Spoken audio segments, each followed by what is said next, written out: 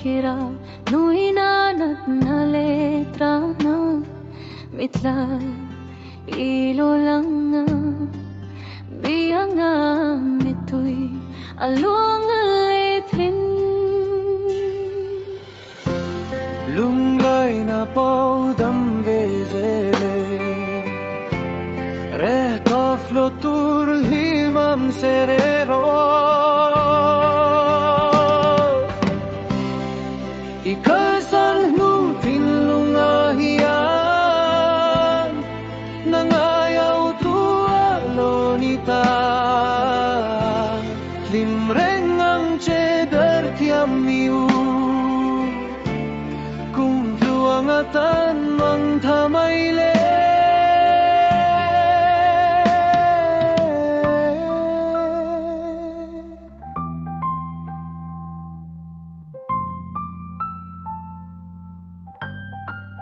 Hunle niam ralzela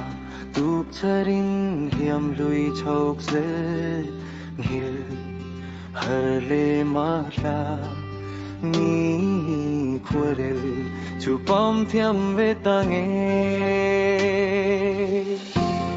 lunglay na pagam beselo reta flutur higam serero ikalsan nung pinlungahiyan nangayaw tualo nita himrang ang cheddar tiamiu kumplo angatan mang tamayle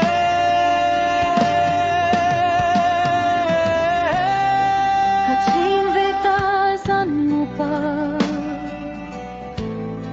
lung chirin lo kirlola miton thare dini veturin lingon himten kachiar veta Chungkhwanu khian min hilbiklu katamangay tudik amaruachu ihuthiam lo kamangay natifam kiman lingnadik ne narantire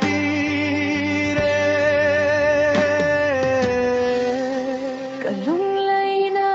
tam veta humangi tude minyay loto kataong tay kwanong zara kahangay timang tale